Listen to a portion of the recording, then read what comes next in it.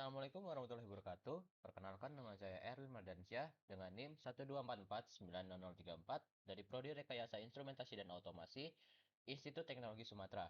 Pada kesempatan kali ini, saya akan menjelaskan skematik rancangan desain PCB ISP32 S3 WROM 1. Kita langsung saja masuk ke aplikasinya.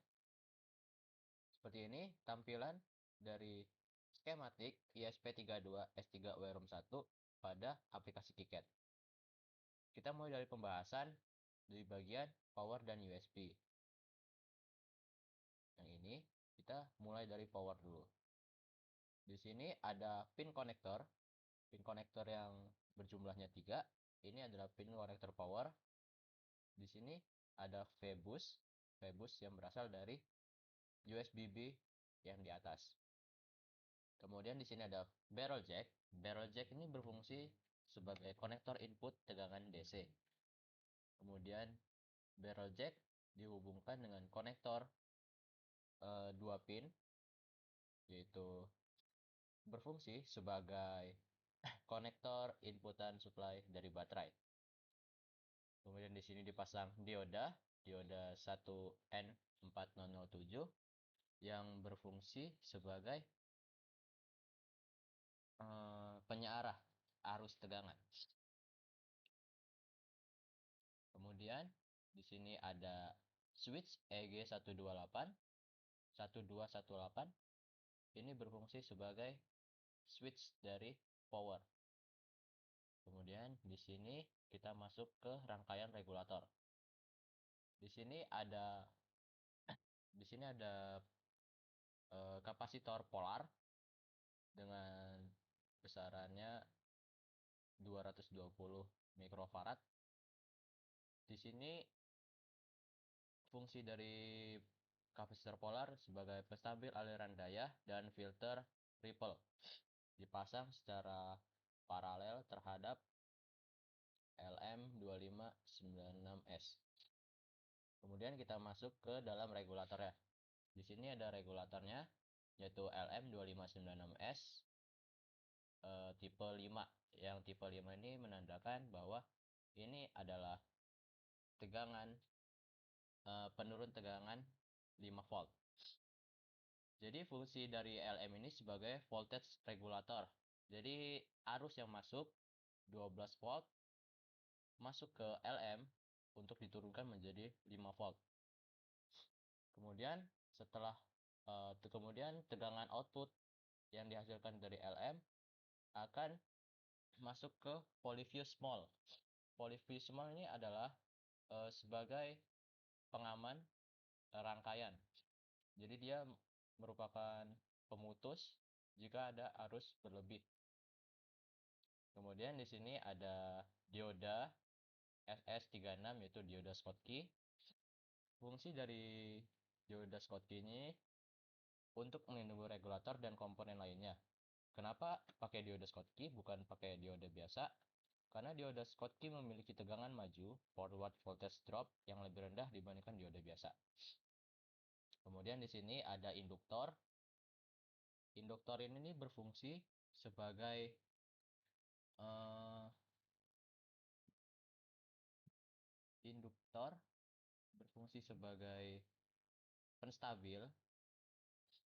penstabil regulator.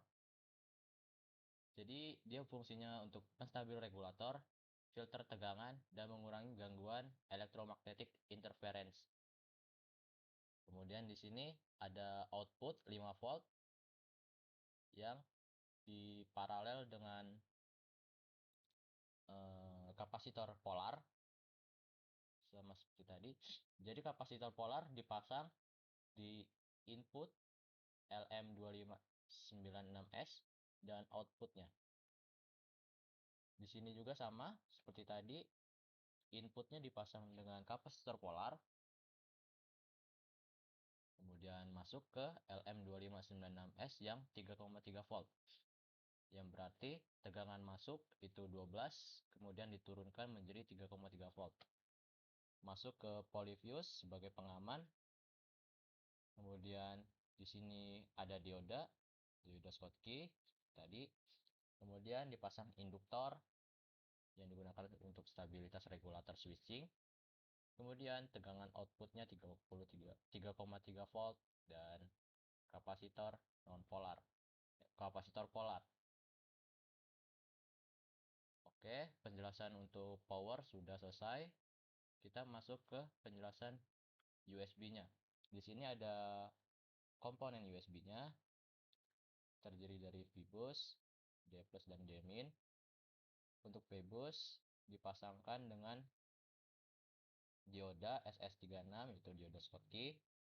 Kemudian masuk ke CH40C, CH340C. CH340C ini adalah fungsinya untuk komunikasi USB jalur data, jadi bisa untuk upload program untuk ke ISP-nya. Kemudian untuk tegangan input masuk ke CH340C itu diberikan ke kapasitor yang non-polar. Kapasitor non-polar ini fungsinya untuk penstabil aliran dan lebih ke arah menyerap noise agar mendapatkan hasil tegangan yang stabil. Kemudian di sini dari CH340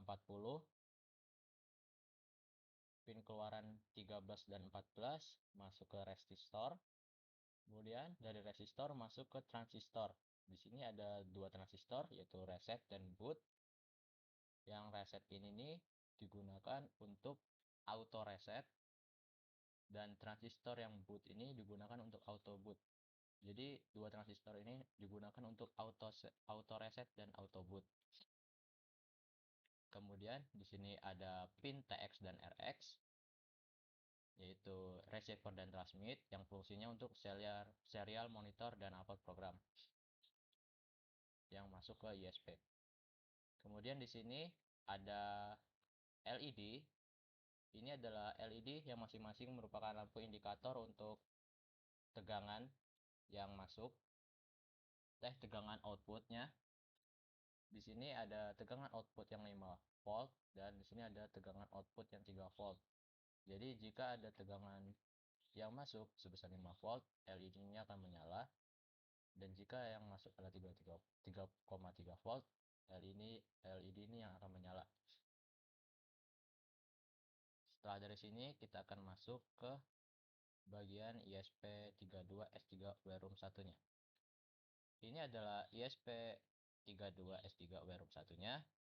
Di sini tegangan input untuk ISP-nya adalah 3,3 volt yang diparalelkan dengan 3 buah kapasitor non-polar dan polar.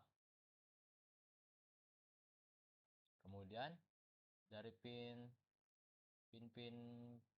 ISP ini ada yang disilang karena pin-pin yang disilangnya adalah pin yang tidak terpakai.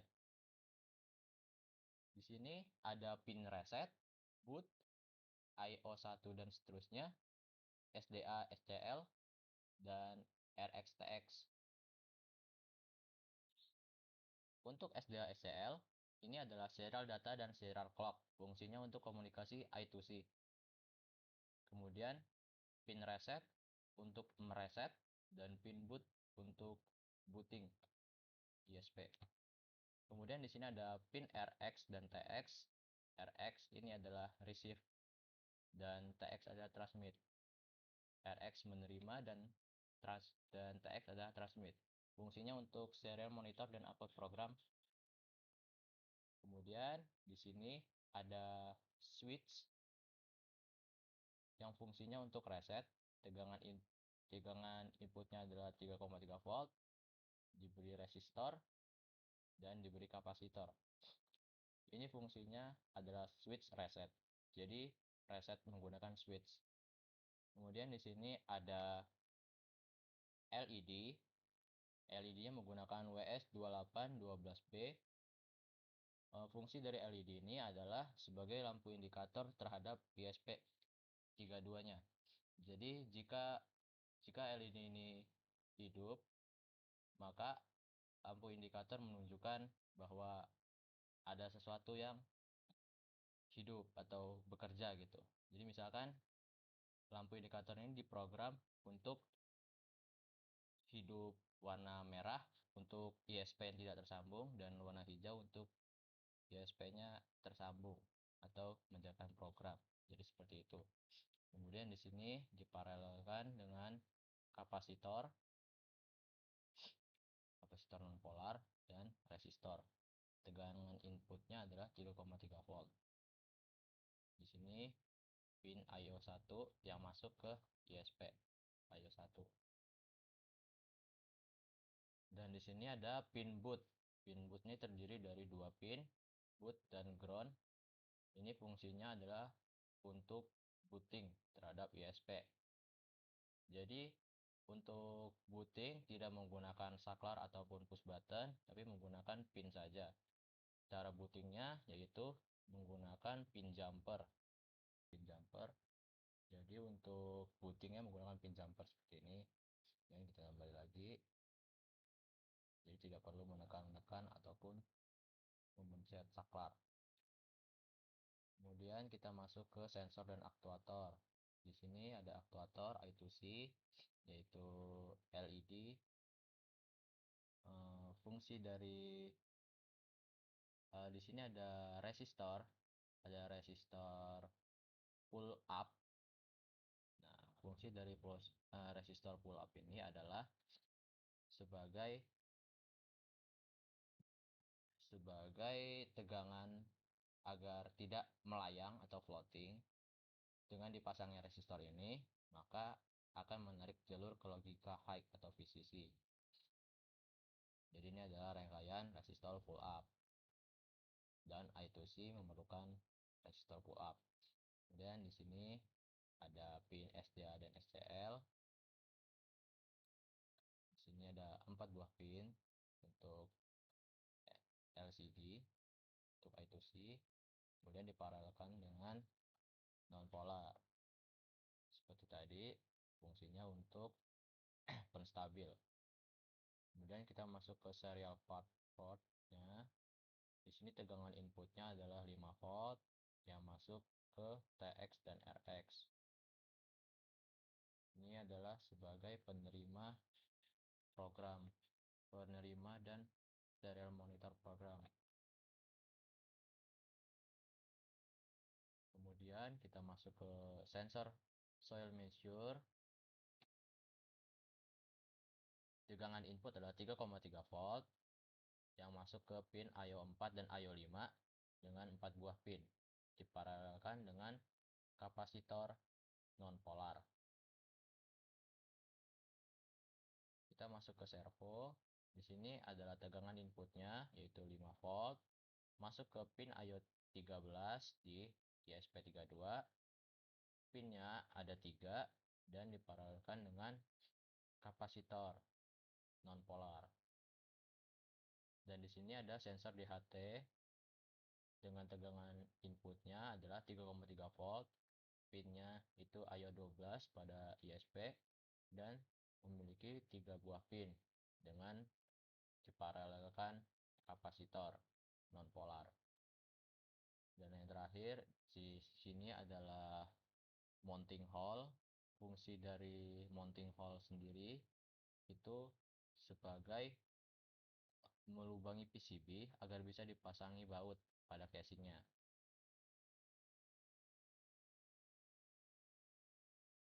Oke, sudah semua yang saya jelaskan. Mungkin itu saja yang bisa saya jelaskan dari skematik yang sudah dibuat ini. Mungkin jika ada salah kata, saya mohon maaf. Saya akhiri. Wassalamualaikum warahmatullahi wabarakatuh. Terima kasih.